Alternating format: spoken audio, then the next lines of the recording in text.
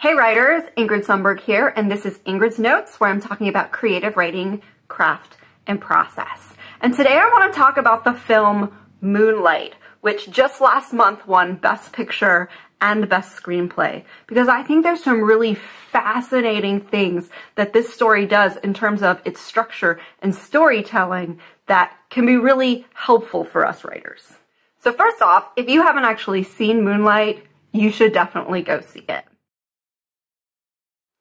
It's important for me to point out that when I went to go see Moonlight, I knew next to nothing about it. I knew two things. One, I'd seen the poster, which doesn't tell me a lot. And two, I knew it was nominated for a bunch of Academy Awards, right? But story-wise, no clue. So one of the first structure lessons that we can take from Moonlight is how it actually structures the story into 3 acts. And it does this in a very, very simple and basic, but effective way. Each of the acts are broken up by time. Act 1 is Chiron as a child. Act 2 is scenes from his life as a teenager. And Act 3 are scenes from his life as an adult. And this is a really very simple way in which to give you a character study. But what's so fascinating is Act 1, because Act 1 ends up breaking so many rules you end up hearing about story structure, how to engage your audience, how to, grab them and have all these important things happen and get the story moving.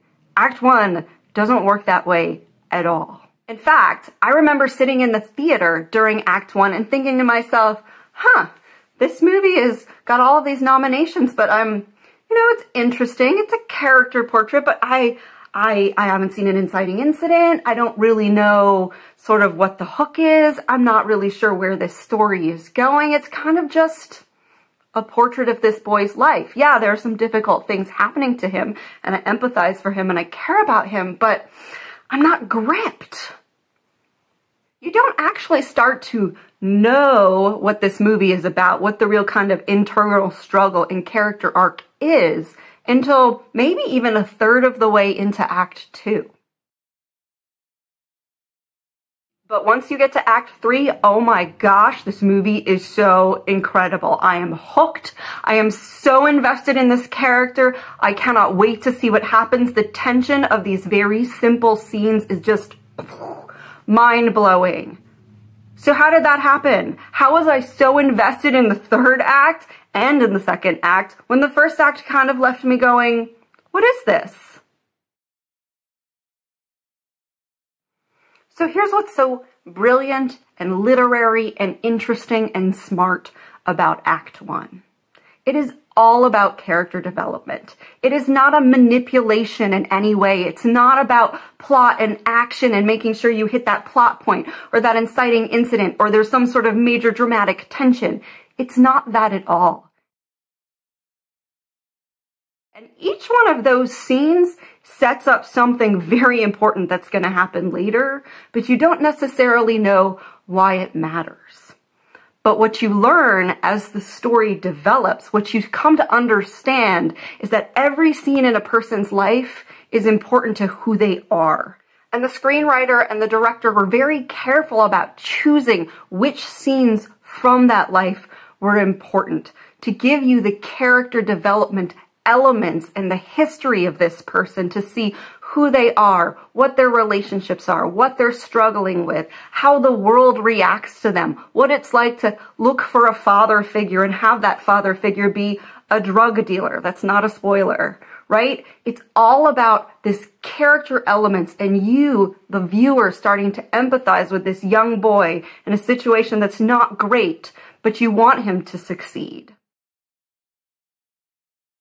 So as you, the viewer, start to put the pieces together, right, you get the different scenes and you start to understand thematically, oh, I'm starting to see what this movie's about and where we're headed. As you start to discover that, what happens is you are already 120% invested in this character because of Act 1, because they took the time to develop a real-life human being that you empathized and cared about.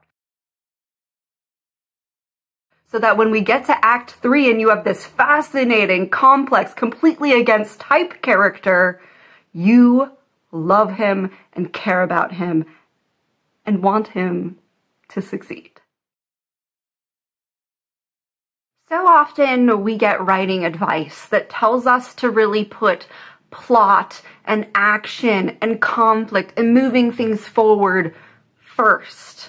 And that character is sort of this secondary thing.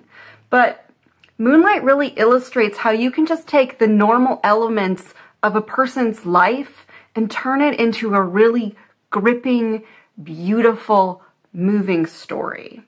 That character can be what drives the story. In fact, it's what, in my opinion, should drive story. And that when character is first, nothing feels like a big Hollywood constructed manipulation.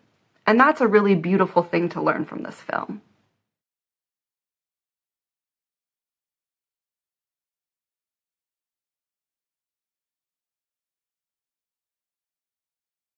Thanks for watching. This is Ingrid's Notes. If you're enjoying these videos, please subscribe and have an awesome day, writers. Go out and kick butt in your manuscripts.